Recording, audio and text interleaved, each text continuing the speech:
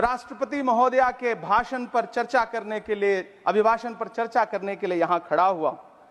सरकारी भाषण की मजबूरियां होती हैं, सरकार की तारीफ करनी पड़ती है, लेकिन जिस एक शब्द के इर्द गिर्द पूरा भाषण बुना गया था वो था अमृतकाल। सभापति महोदय, छात्र नौकरी मांगने पर लाठियां खा रहे हैं, 2 जून की रोटी मुहाल है, पेपर लीक ने लाखों छात्रों का भविष्य चौपट कर दिया है और देश को बताया जा रहा है कि अमृतकाल आया है। कभी कभी मेरा मन करता है कि मणिपुर में निर्वस्त्र करके घुमाई गई बेटियों से पूछूं कि अमृतकाल आया है या नहीं आया है। कभी कभी मेरा मन करता है सभापति महोदय कि देश के लिए ओलंपिक लाने वाली बेटियां जो इसी जंतर मंतर पर घसीटी गई, उनसे पूछूं कि अमृतकाल आया है कि नहीं आया है। कभी कभी मेरा मन करता है कि रात के 2 बजे बिना परिवार की मर्जी के हाथरस में जलाई गई उस दलित बिटिया जो बलात्कृत थी, उसको स्वर्ग में संदेशा भेजूं और उससे पूछूं कि आया हुआ अमृतकाल तुम्हें दिख रहा है या नहीं दिख रहा है।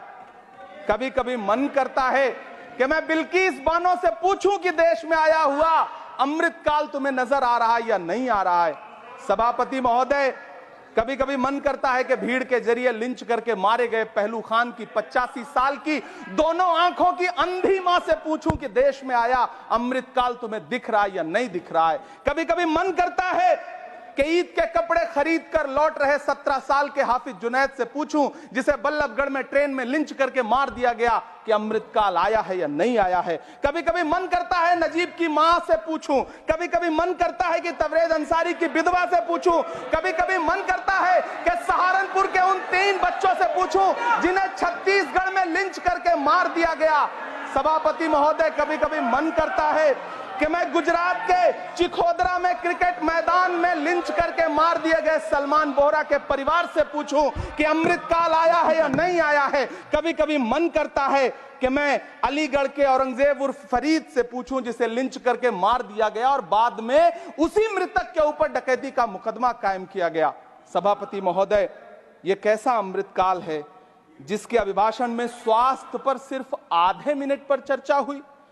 कैंसर के मरीज दिन ब दिन बढ़ रहे हैं, हार्ट अटैक से हंसते खेलते बच्चे जान गंवा रहे हैं, कभी क्रिकेट के मैदान में, कभी जिम में, और इस सरकार के पास स्वास्थ्य पर बात करने के लिए आधा मिनट है।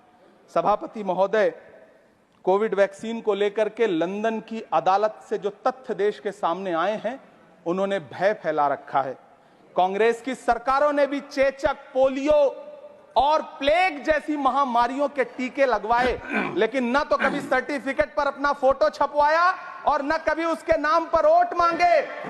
कांग्रेस की सरकारों ने यह किया है, लेकिन इन सरकारों ने क्या किया है, मोदी जी ने क्या किया है कि राजनीतिक दलों को तोड़ा और तोड़ करके चुनाव लड़े, और चुनाव लड़ने के बाद भी आशातीत सफलता प्राप्त नहीं हुई है।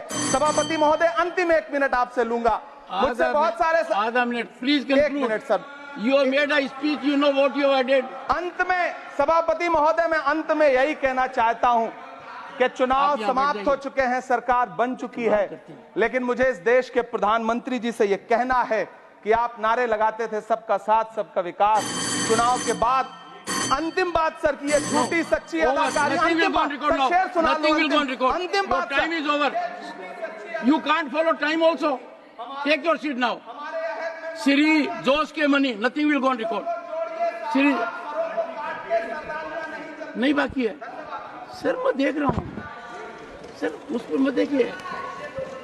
Thank you sir. Pramod ji, on the point of time सुनिए sir. I am losing my time sir. आप भी बोल लीजिए, dialogue is going on. Shakti Singh ji भी बोल रहे हैं। कितने एडवाइजर्स हैं आपके, बता दीजिए।